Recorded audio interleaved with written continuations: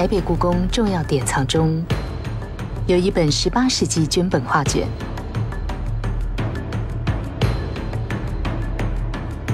它所呈现的城市风貌是中国中部的汴京，现今的开封。在12世纪时是北宋的首都。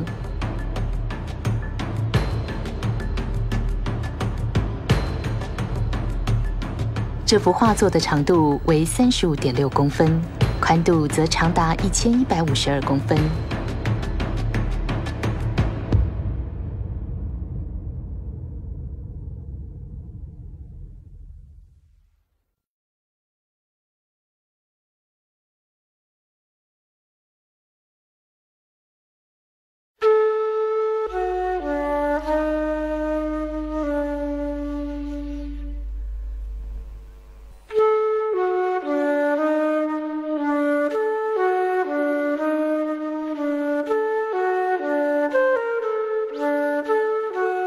画作所描绘的是节庆之日，汴河附近的乡野风光。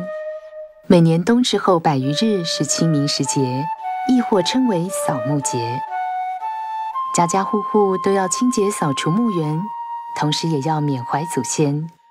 这一时期与习俗相关的活动很多，所以也是市集、野宴和街头卖艺的好时节。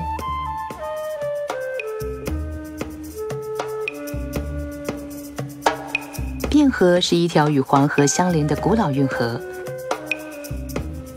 有些船只以风帆为动力，进入汴河后就需要仰赖众人之力，一起将船牵引到码头边。这些船只上通常载运了稻米、大麦、小麦、高粱、木材、煤炭、丝帛、茶叶及香料。除了帆船之外，也有木筏或竹筏的踪影。桥梁把汴河切割成许多小运河，运河的两旁都种植着柳树，作为稳固堤岸的功能。河岸上是一群身挑重担、忙着赶往市集的乡下人。许多道路都通往一座名为虹桥的大桥，桥上摊商云集，至少有50家之多，吸引不少人潮聚集采购。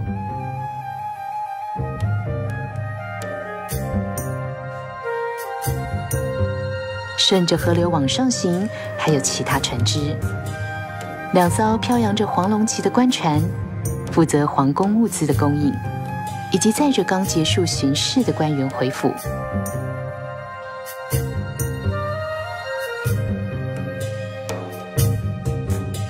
在高耸的城墙后方，就算是内城了。城门的右方有一条船舶专用的通行道。中间是中央干道，和中央干道垂直的道路上是民宅与商家坐落的地方。宋代的汴京拥有70万人口，是当时世界上人口最稠密的城市。不过，这幅画作创作的时候，汴京已经不存在了，所以创作这幅画作的画家们运用了各个朝代的建筑、服饰以及习俗活动等等，来重现汴京的生活样貌。画家采用了透视法，以鸟瞰的角度来描绘城市的一切。当时这种特殊的作画技巧是由意大利耶稣会教士传入中国。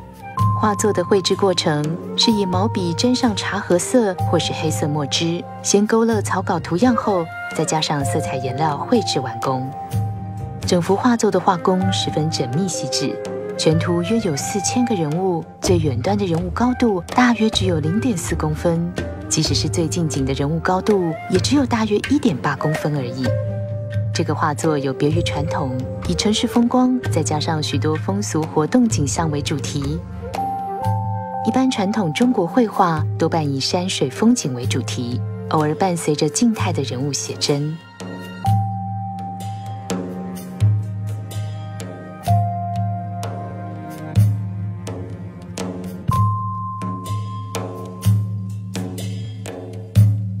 街道延伸到广场，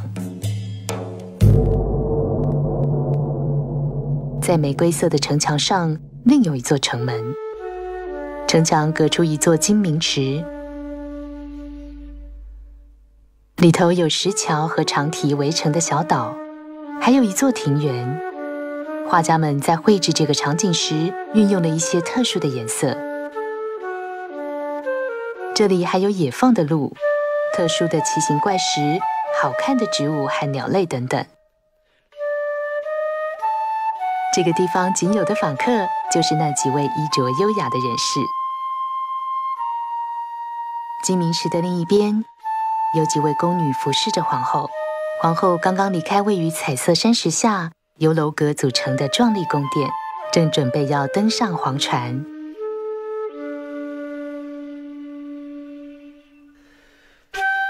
画作款式列出5位参与画作的画家：陈梅、孙护、金坤、戴洪与程世道。这幅画作是1728年清朝雍正时期5位画家奉命开始绘制的，前后历时8年，在乾隆皇帝期间才完成。这幅画并非是完全的原创作品，而是模仿另一件传奇画作，那是张择端的作品。他是北宋皇室很有名的画家，这画作是描绘当时汴京的风光，画横长达5公尺30公分之多。在1125年左右完成，并且立刻献给宋徽宗。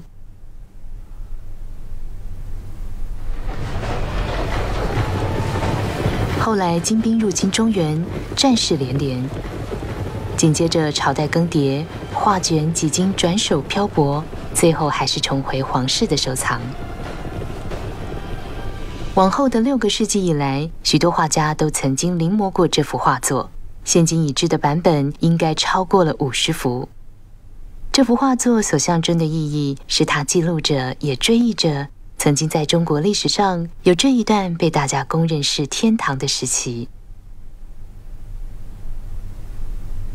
现在画中的木桥也已转变为石桥了。还有一卷比较特殊的纸本，是浅色色的沈园版，它与5位画家绘制的版本是同一时期的作品。除了几个细部的差异之外，这2幅作品几乎一模一样，所以它有可能是清苑本《清明上河图》之前的定稿。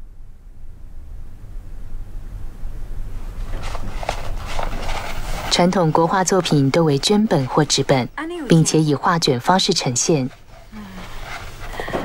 直式的称为轴，能够悬挂在墙上。横式的画卷则是一连串小段落的展开以及卷收的过程。画作由右至左的方式欣赏，呈现的内容是连续性的构图。以赏画者的角度来说，逐步揭露剧情的画卷，仿佛是现代电影表现方式的前身。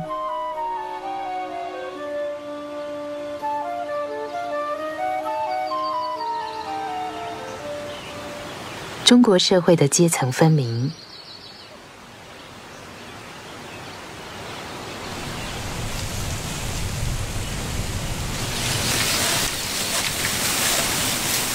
农民种植稻米、小麦、大豆，也种植竹子，这些都是举世通用的生活材料。他们养牛，牛是全国最重要的动力来源，也饲养猪、羊、鸭、鸡等家畜。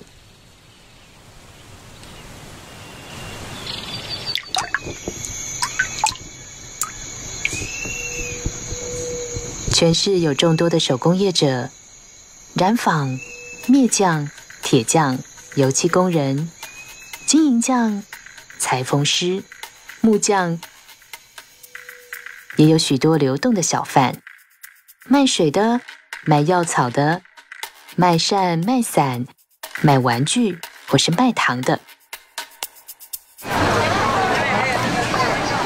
商贩是当时最重要的民间团体。宋代时期，市集的营业时间就已经持续到晚上了。各行各业以及摊商招牌在画作中详细可见。桥上有四川布商，和算命师紧紧相连。店门前有一行僧侣沿路化缘。卖纸的、药店的人参招牌下，有一个僧侣已经坐定了。更近的地方，有一位修脚师傅正在为客户服务。对面糖果店前，一把大阳伞，上面写着“封建”。一位占卜师用扇面遮住脸部下方，向客人说明他的预言。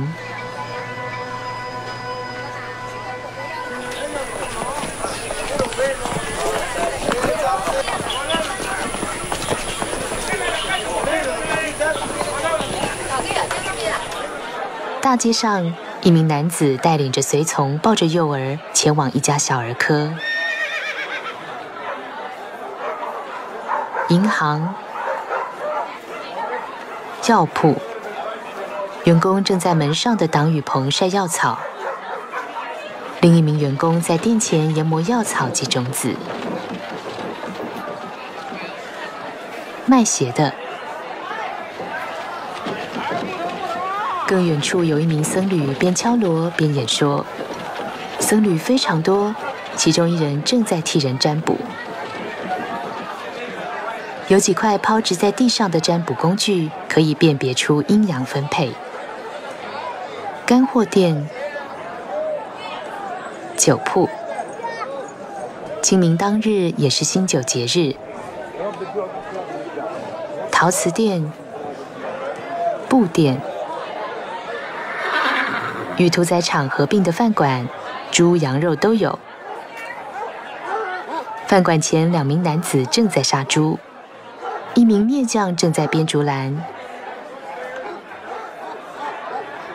不远处，一名古玩商人正在替他的铜器、瓷器以及古书掸灰尘。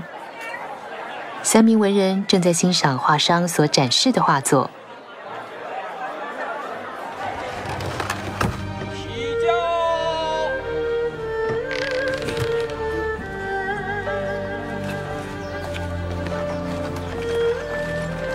有很长的一段时间，只有文人和贵族才能利用轿子当代步工具。他们的地位可以从衣着颜色和样式来判断。文人来自各种环境，只要通过科举，就能成为政府官员。状元府邸门前的匾额有皇帝题书“状元及第”。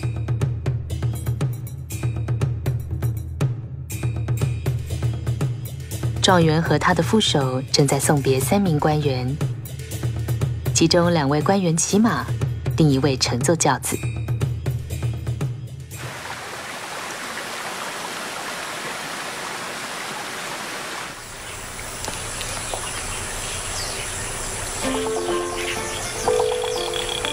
汴京里多位官员的官邸中，有假山、湖水、亭桥、树丛等造景。皇室官员也有地位高下之分，有些官员只有几位侍从，比较达官显贵的则有一大群仆人跟随。可别被长袍误导了，画作中的人物是以男士居多的，女性必须以非常不引人注目的方式出现，她们大多只能在家或是远处欢庆节日。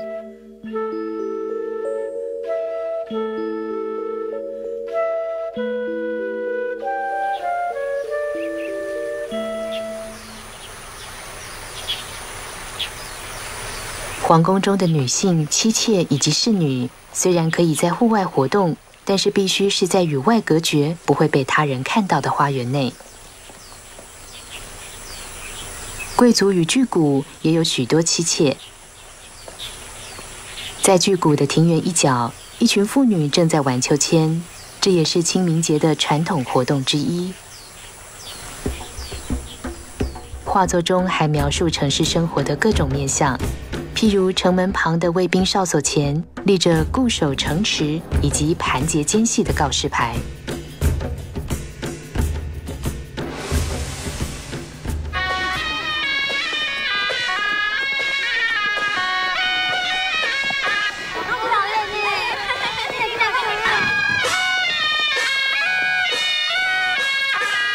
一群迎亲的队伍吸引了好奇的人们驻足围观。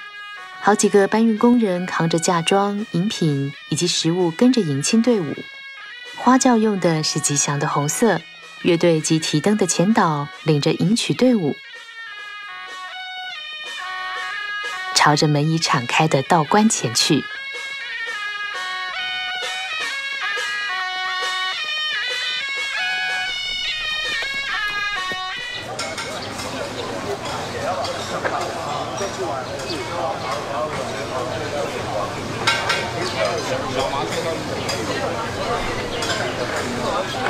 饮食也是日常生活重要的面向。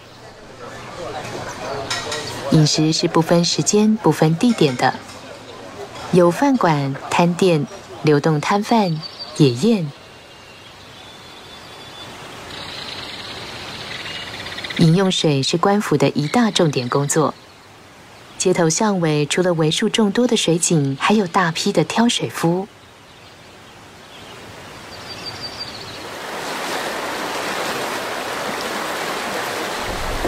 运河是日常生活的依靠，航行、货运，所有用途的水都必须在运河汲取。养鸭、钓鱼、洗澡。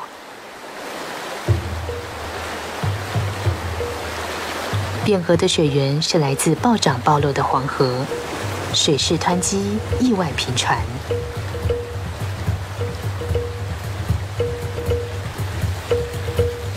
数十位拉纤的人逆流拉住一艘船只，以防船身撞上桥墩。兴奋的群众呼叫着，看准备好的防护措施及长杆是否真能避免船身撞上桥墩呢？两艘从沿海载盐而来的漕船停泊在大桥附近，准备载运谷物返航。第一艘的货物正在卸下，谷物直接装入第二艘船的底舱，盐会被运送到隔壁码头附近的仓库。紧邻着仓库的是航运公司的据点。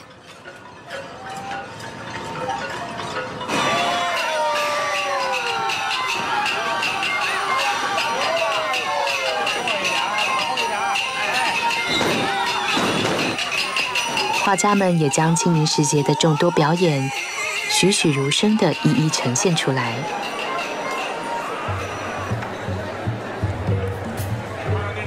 就在城门旁金兰居饭馆对面，杂技演员在人群围观下跳上绳索表演。金兰居的招牌强调供应南北各式菜色。较远处有比武表演，一名僧人抛锣接锣，赢得观众的佩服。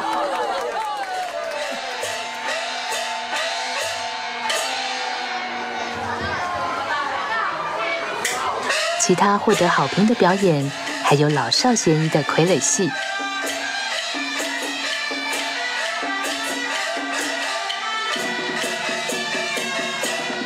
拖着全家家当的乡下人，拉着他的牛转个方向，好让妻小看得到表演。还有多位表演猴戏的。4位乡间妇女在农闲时候，一边拿着棍子打花鼓，一边穿过大街表演营生。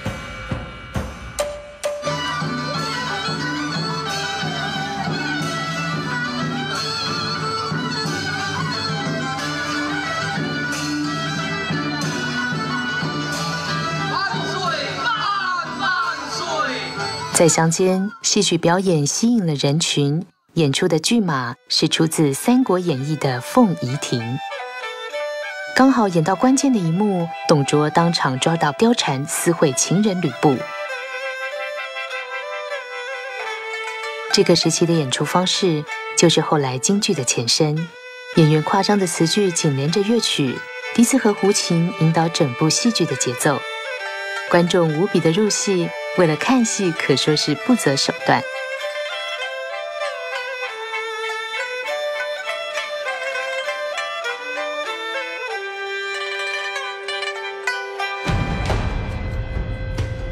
河对岸，一群好奇的人士推挤着，堵在军事演习地的栅栏门后。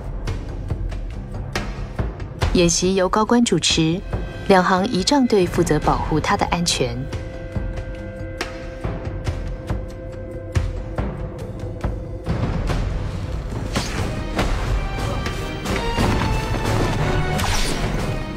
在宋代，骑马射箭是5场科举考试的必考项目。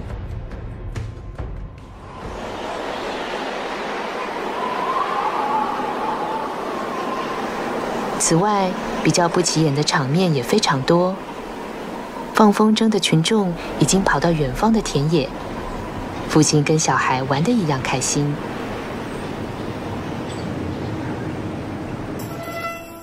一名男士在作画，旁人在外面偷看。也许他正在等待着坐船来访的客人。搬家、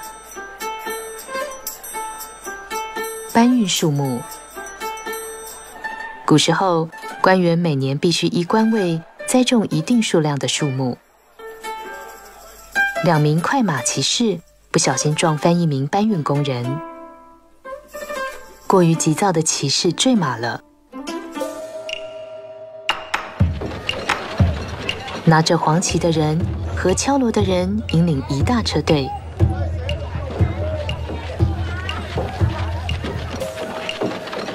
20匹马托运着2大石块前往皇帝宫殿。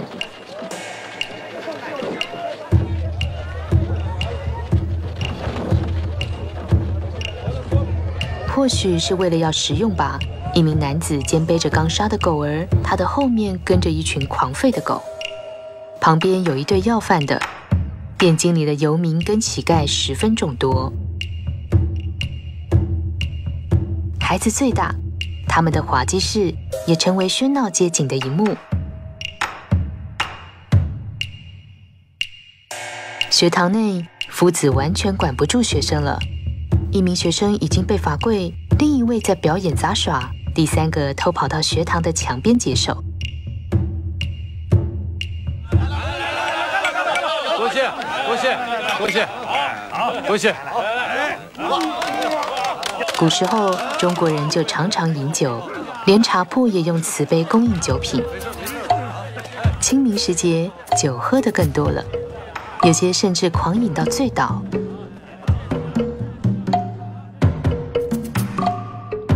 有些争端，可能就是因为酒醉而引起的。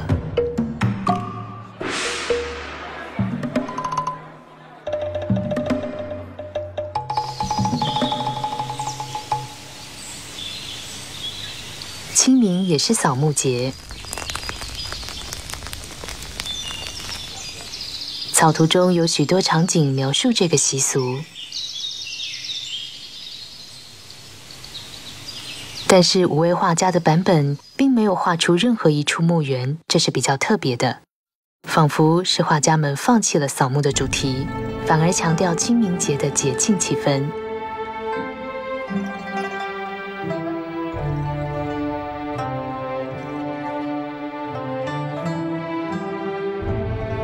难道是皇帝的命令？清苑本《清明上河图》呈现过去光荣的景象，但是乾隆皇帝也不忘稍作批评。乾隆皇帝是满人，在他之前的1个世纪，满人从汉人手中承接了几世纪前宋朝皇帝并没能保留的中国王朝。卷首乾隆御题诗，其中一句赞扬汴京的伟大，但是也同时嘲笑宋朝皇帝。盛世承官职，遗宗戒探寻。当时夸玉大，此日探徽清。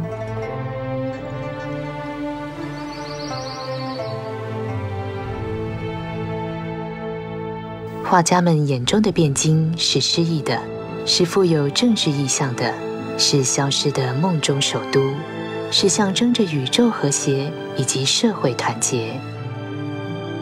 汴京就像活着的回忆，一个可能滋养着未来的乌托邦，但却是已经结束的黄金时期。这是一个卷起来，关在宝盒里的世界。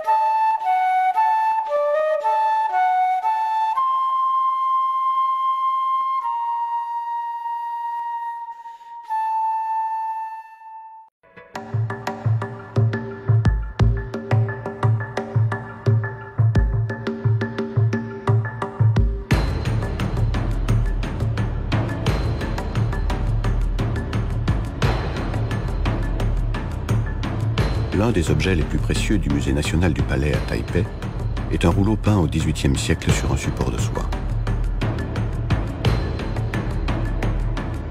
Il représente la ville de Bianqing, aujourd'hui Kaifeng, dans le centre de la Chine.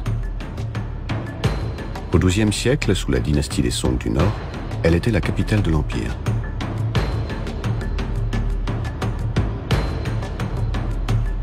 Le rouleau mesure 35,6 cm de large sur 11,52 m de long.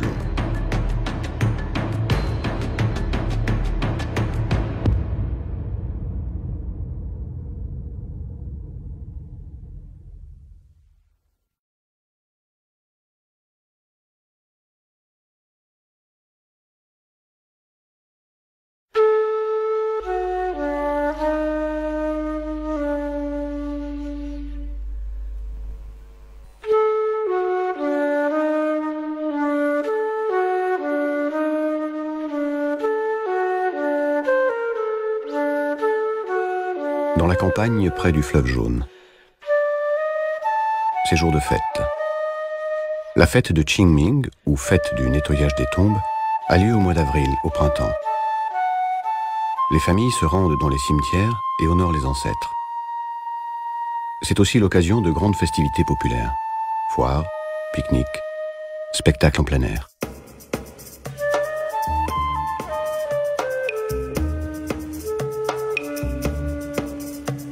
La rivière Bienne, un ancien canal relié au fleuve Jaune. Les navires entrés à la voile doivent ensuite être tirés par des groupes de haleurs qui les conduisent jusqu'aux appontements. Ils transportent riz, orge, blé, sorgho, bois, charbon, soie, thé, encens. À ces joncs s'ajoutent des radeaux de troncs d'arbres ou de bambou qui servent parfois de logement aux familles de bateliers. La rivière se divise en de nombreux canaux franchis par des ponts.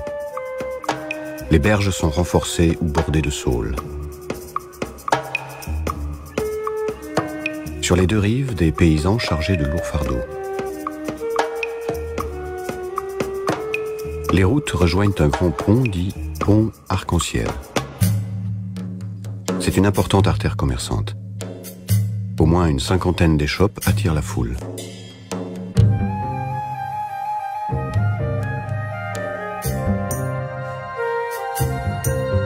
En continuant à remonter le cours d'eau, d'autres navires. De barques gouvernementales au drapeau jaune frappé de dragons. L'approvisionnement du palais et le retour d'un fonctionnaire en tournée d'inspection.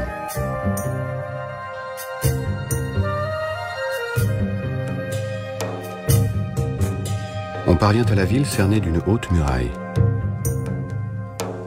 Il y a un passage pour les bateaux à droite de la porte principale. Une artère centrale avec des rues perpendiculaires. Résidences et commerces sont mêlés.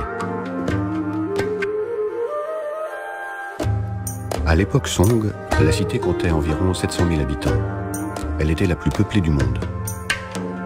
Au moment où est réalisée cette peinture, Bianqing n'existe plus. Les peintres la reconstituent en mêlant architecture, costumes et comportements de plusieurs époques. Le mode de description choisi, la vue à vol d'oiseau, permet de montrer la ville en perspective. une technique importée par les savants jésuites italiens. Tout est dessiné à la pointe du pinceau, à l'encre bistre ou noire. Les surfaces sont ensuite remplies à l'aide de pigments. Le travail est très minutieux. Environ 4000 personnages. Les plus éloignés mesurent 4 mm, les plus proches, 1 cm 8.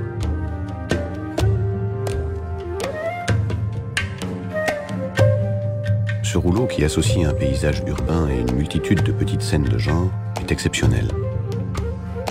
La peinture chinoise traditionnelle montrait surtout des montagnes et des eaux courantes, avec parfois un personnage en méditation.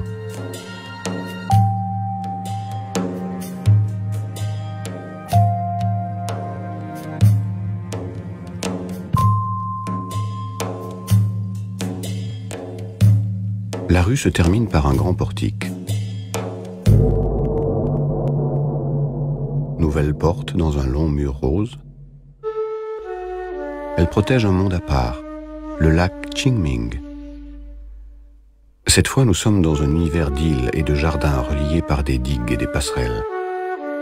Un décor pour lequel les peintres ont déployé des gammes de couleurs proches du fantastique. Des cerfs en liberté, des rochers aux formes étranges, une végétation très variée, des oiseaux. Seuls de rares personnages élégants fréquentent cet espace.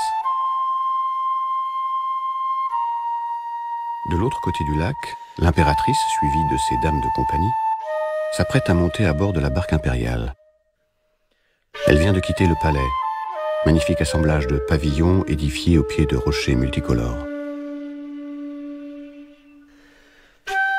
5 artistes ont signé de leur sceau cette étonnante peinture. Chen Mei, Sun Hu, Qin Kun, Dai Hong et Cheng Chedao.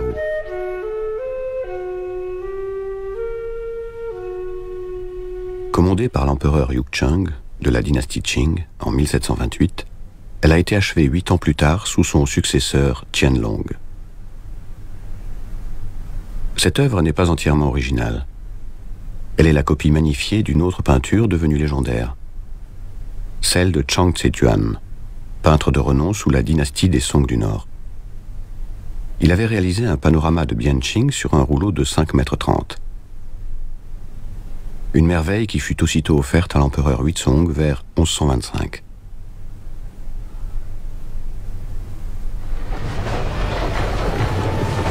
Peu de temps après, les envahisseurs Qin s'emparent de la Chine centrale. Guerres et dynasties se succèdent. Après bien des aventures, le rouleau revient dans les collections impériales. Pendant 6 siècles, de nombreux peintres ont copié ce rouleau. On en connaît aujourd'hui plus de 50 versions. Au cours des générations, l'image avait pris une valeur symbolique. Un témoignage sur un moment de l'histoire de la Chine imaginé comme paradisiaque. Une évocation du bon vieux temps.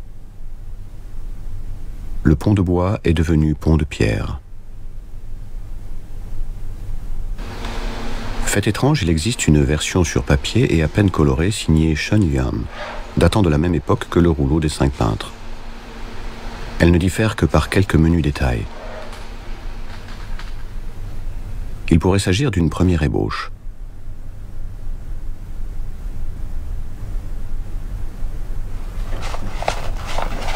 La peinture chinoise traditionnelle était composée sur des pièces de soie ou de papier présentées sous forme de rouleaux. Les rouleaux verticaux pouvaient être accrochés au mur. Les rouleaux horizontaux étaient déroulés puis enroulés par courtes sections. La lecture de droite à gauche permettait de découvrir la peinture par séquences successives, un suspense qui pourrait en faire une sorte d'ancêtre du cinéma.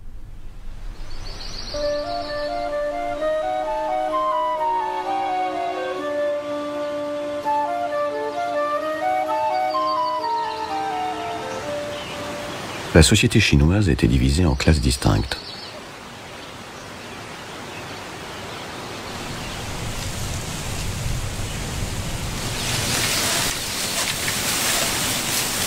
Les paysans cultivent riz, blé, soja et le bambou, matériaux universels. Ils élèvent des buffles, la première force motrice du pays, et bien d'autres animaux. porcs, chèvres, canards, poules.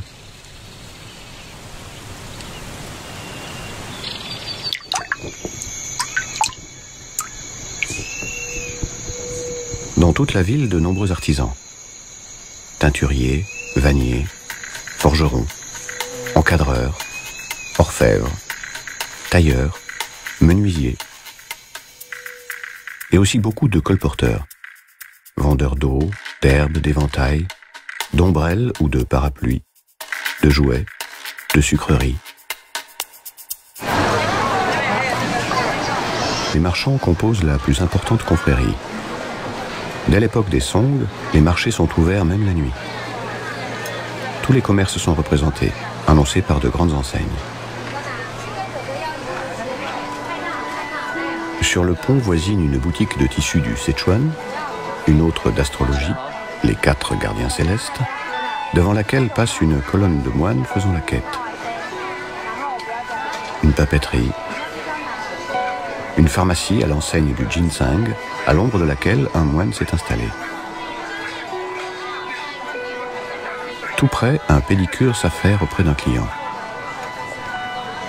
En face, devant un étal de fruits, un parasol marqué Fengchuan, miroir du vin. C'est celui d'un devin qui se cache le bas du visage avec son éventail et murmure discrètement sa prédiction à son client.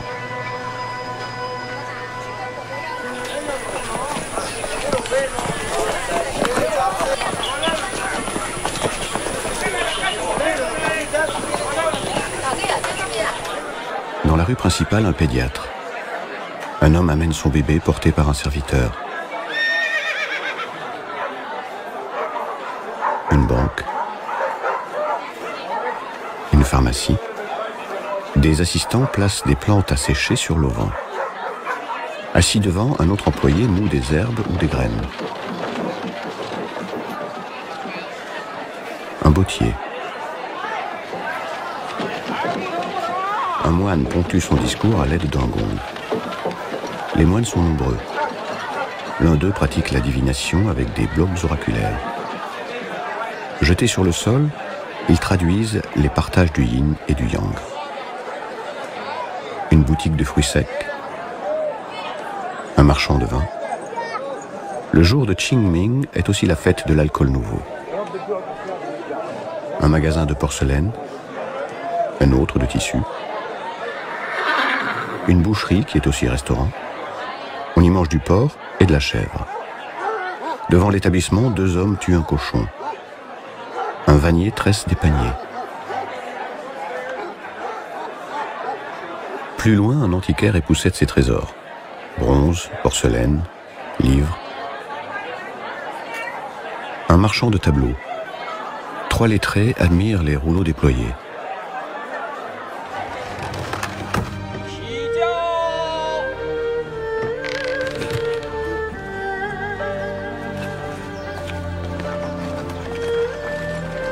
Les lettrés furent longtemps les seuls, avec les aristocrates, ayant le droit de circuler en palanquin.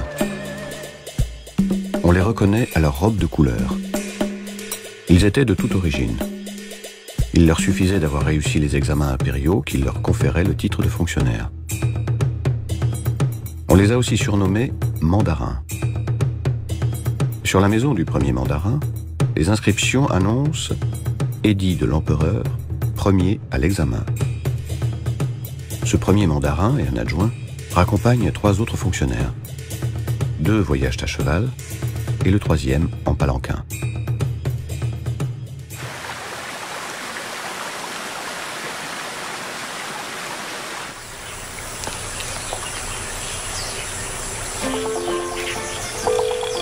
Dans Bianqing, plusieurs mandarins possèdent des maisons somptueuses, entourées de jardins avec rocailles, étangs, bosquets, pavillons, galeries. Mais les fonctionnaires salariés par l'Empire occupaient des rangs plus ou moins importants. Quelques serviteurs pour certains, une véritable armée pour d'autres. Les longues tuniques ne doivent pas faire illusion. Les personnages représentés sont surtout des hommes. La présence des femmes est très discrète. La plupart restent à la maison et n'assistent que de loin aux réjouissances.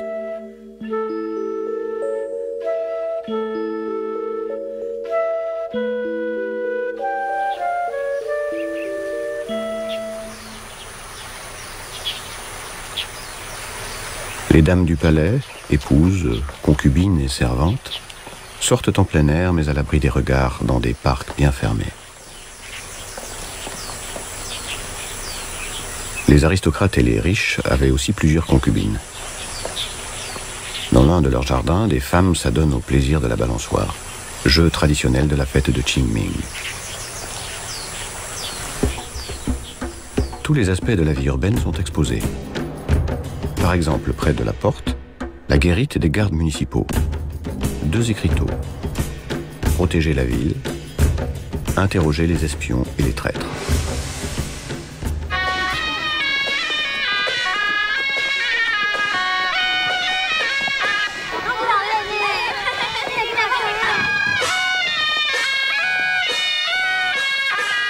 Plusieurs curieux sur le passage d'un cortège de mariage. Suivi de serviteurs qui acheminent le trousseau de la mariée, des boissons et des victuailles, le palanquin nuptial, rouge, couleur porte-bonheur, est précédé par des musiciens et des porteurs de lanternes. La noce s'avance vers un temple taoïste au portail grand ouvert.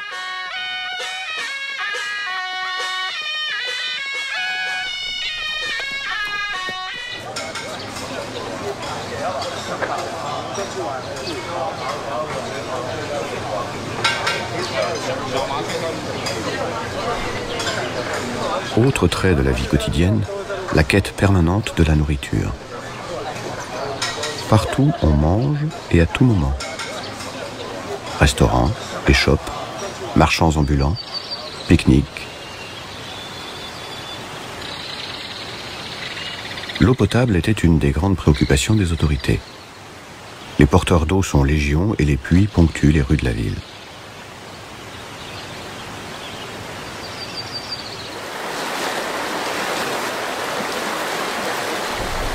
La rivière et ses canaux rythment la vie quotidienne.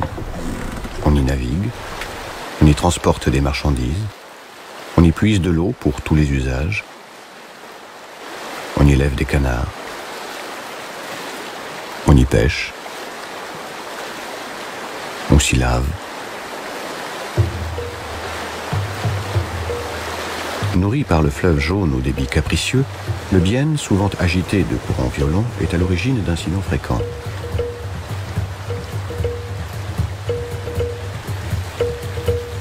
Des dizaines de haleurs tirent à contre-courant un navire qui menace de percuter le pont.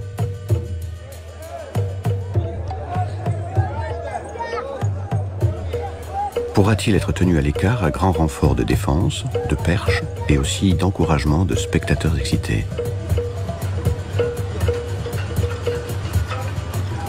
Amarrés près du grand pont, 2 jonques ont apporté du sel depuis les côtes et embarquent du grain. On finit de décharger la première. On charge la seconde en versant directement le grain dans les cales. Les sacs de sel sont acheminés vers un entrepôt du quai voisin. Juste à côté, le bureau de la compagnie de navigation.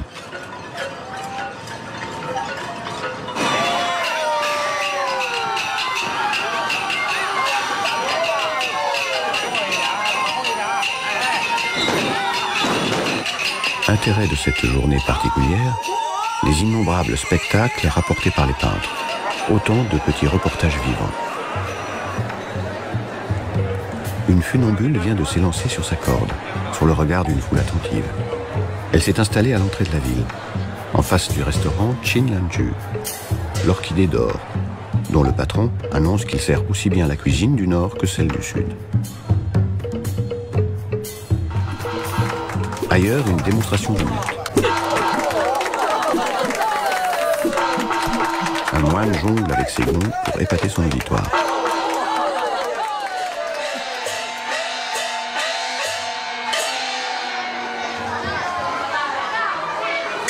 Autre divertissement apprécié, un théâtre de marionnettes qui attire petits et grands.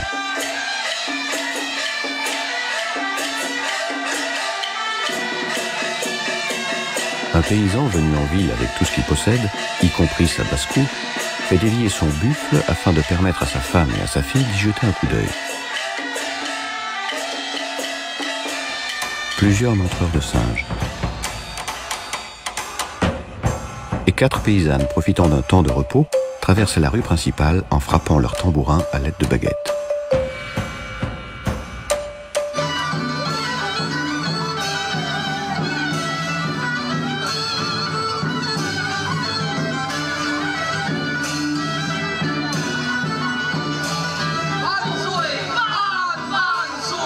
Dans la campagne, un théâtre attire la foule. La scène montrée provient de la pièce célèbre Feng I Ching, inspirée de la chronique des Trois Royaumes. Nous sommes au moment fatidique où la belle Diao Chan est surprise avec son amant. L'opéra chinois ne naîtra que plus tard, mais déjà la déclamation des acteurs est liée à la musique. Flûte et sitar ponctuent la pièce. Les spectateurs sont passionnés. Toutes les ruses sont bonnes pour ne rien perdre de l'intrigue.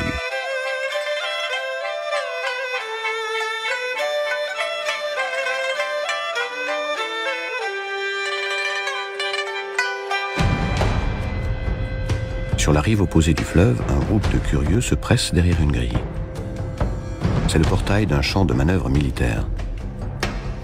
Des exercices ont lieu sous le regard d'un officier, protégé par la garde d'honneur de 2 rangs de fantassins.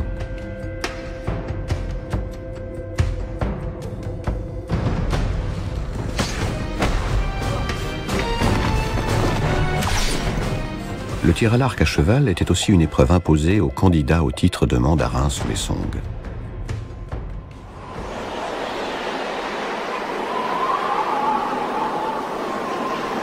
Une multitude de petites scènes plus discrètes. Des amateurs de cerf-volant sont partis loin dans les champs. Les pères y prennent autant de plaisir que les enfants. Un homme compose un tableau. Épié par quelques curieux, il attend la visite d'un autre lettré qui arrive en barque. Un déménagement. D'autres transportent des arbustes. Selon leur rang, les Chinois devaient planter un nombre donné d'arbres chaque année.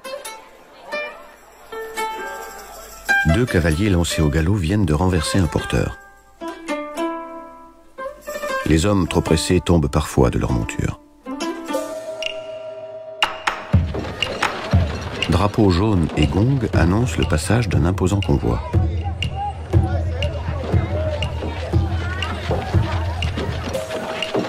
Un attelage de 20 chevaux charrie 2 énormes blocs de pierre destinés au palais impérial.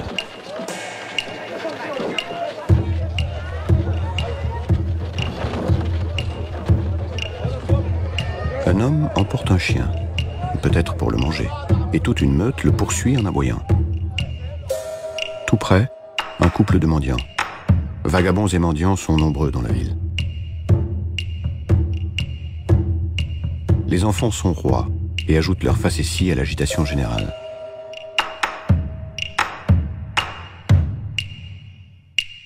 L'instituteur a du mal à tenir sa classe. Un écolier puni est à genoux, un autre se livre à des acrobaties, un 3e s'est échappé pour aller faire pipi contre le mur de l'école.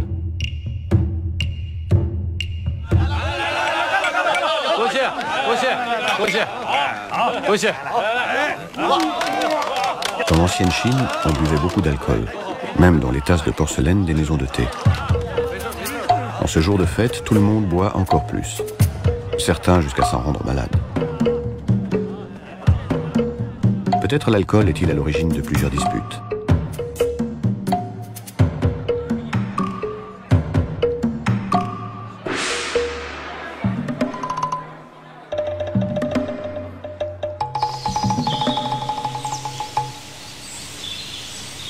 Le jour de la fête de Qingming, on entretient les tombes.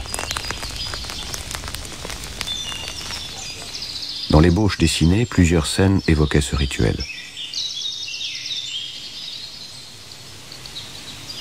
Fait curieux, dans la version des 5 peintres, aucun cimetière n'est montré. Comme si les artistes avaient abandonné ce thème pour ne souligner que l'aspect festif de ce jour de concorde.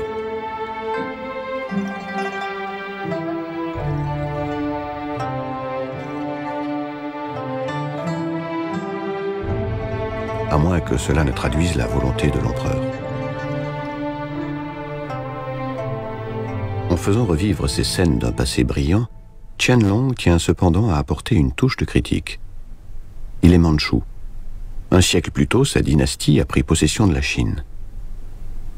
Un empire que n'avaient pas su préserver ceux de la dynastie Song des siècles auparavant.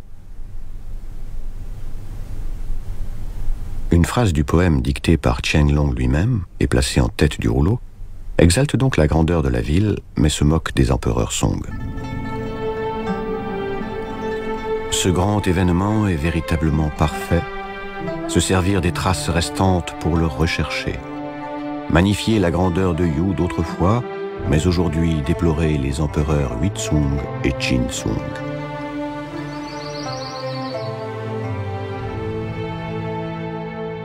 La ville de Bianqing est devenue pour les peintres une sorte de figure poétique et politique.